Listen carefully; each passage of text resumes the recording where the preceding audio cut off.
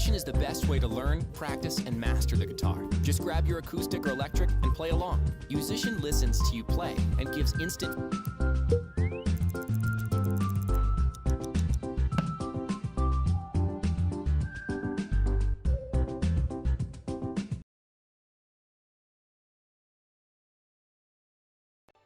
Have you ever been to a Japanese restaurant and tried to eat with chopsticks?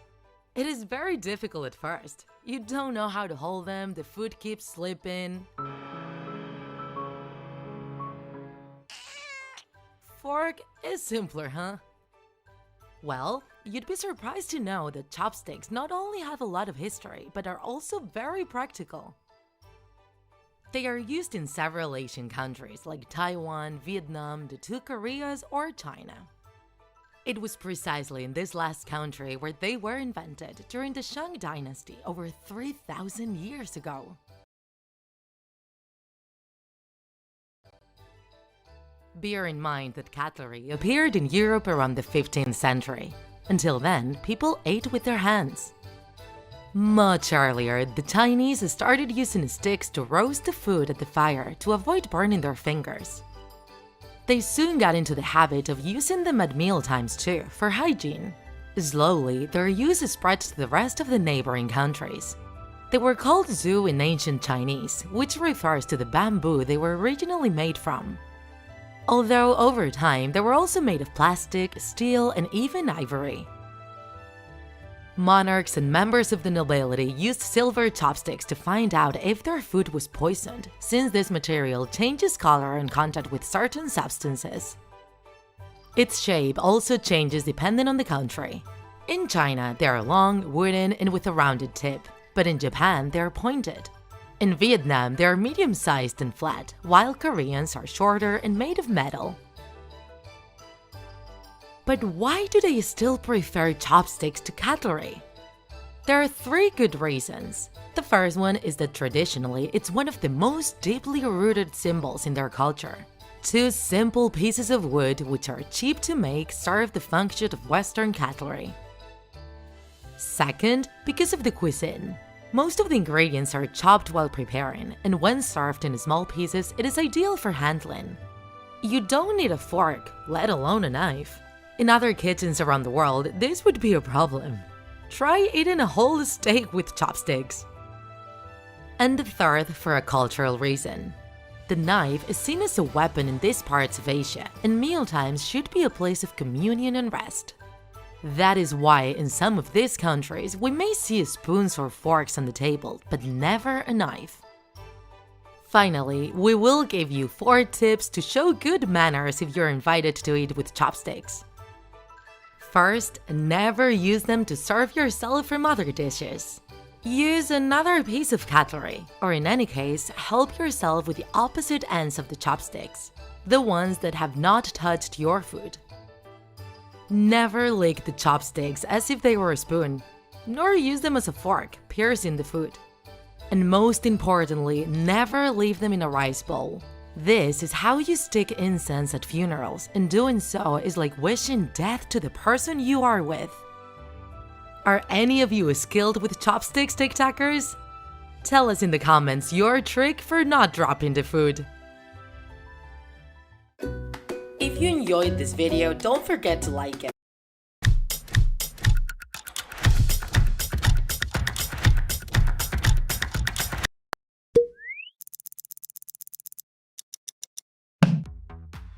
Today, we're gonna talk about TikTok. Wait a minute, TikTok? No, we haven't made a mistake with the name. We're talking about the app that is rocking it among young people around the world. If you don't know what we're talking about, stay tuned.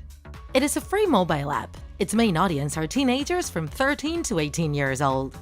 With it, you can create and share short videos of between 15 and 60 seconds that can be recorded in one or several shots, and where music is very important. In fact, most of the content is about dances or lip syncs of popular songs, always with a fun attitude. TikTok is owned by the Chinese company ByteDance. It was launched in the Asian market with the name Douyin in September 2016, and in its first year, it reached 100 million users. After seeing its enormous potential, the company decided to launch it internationally 1 year later, under the name we all know now. The next step to boost it was in November 2017, when ByteDance bought the app Musical.ly for $1 billion, which was already very popular among teenagers. In fact, it was an app with a very similar concept, based on the same type of short videos with effects and musical background. And at that time, Musical.ly already had more than 200 million users. This fusion caused TikTok to strengthen its place as the app of the moment, both in China and in other countries. In fact, in just over a year, it reached 27 million users in the United States alone. In 2018, it registered 660 million downloads, becoming one of the most popular apps in the world, above Twitter and Snapchat, and their numbers kept increasing in 2019. But then, what is the secret of its success? Surely, some of the things that have helped to popularize it are its endless number of filters and effects, as well as the creativity of its users. In fact, in TikTok, humor is the top thing. Just take a quick look if you want to smile. All this has turned it into a casual and spontaneous app where we can laugh at ourselves, far from other, more serious apps like Facebook or Instagram. This humor has made TikTok the cradle of numerous challenges that have later jumped to other social networks. One of the most famous is the Lip Challenge, a curious and fast method to paint your lips. Or the Rotation Challenge, where the protagonist seems to rotate throughout the room thanks to the effects on the app. Or the Finger Thingy, the fingers dance to the rhythm of the music. Also, the duration of the videos makes it very dynamic to browse the content until we find what interests us the most. And the way to interact is very similar to other apps. We can follow users, give hearts, comment on videos, and also create our own library with videos, hashtags, and favorite sounds to always have them at hand. Currently, it has become the 4th most downloaded app worldwide, and celebrities know it. Singers like Cardi B or the Jonas Brothers haven't hesitated to make an account. Although TikTok has its own stars. An example is Lauren Gray, the most followed person in TikTok with 40 million, or Kristen Hancher with over 23. After this review of the app, do you want to open an account, TikTokers? Or are you already TikTok experts? If so, don't hesitate to follow us if you want to see Tik and Tak dancing the latest great hits.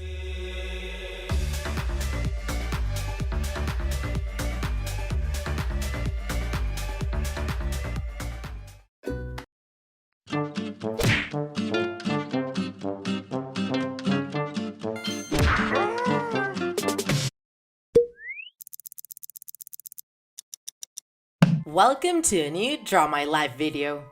Dean Arnold Corll, also known as Candyman, was a serial killer from the US who, along with 2 accomplices, kidnapped, tortured, and killed at least 28 young people between 1970 and 1973 in Houston, Texas.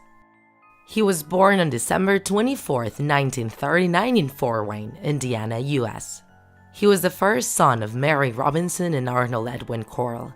His mom was very protective, but not his dad, strict and tough with his 2 kids. He usually grounded them.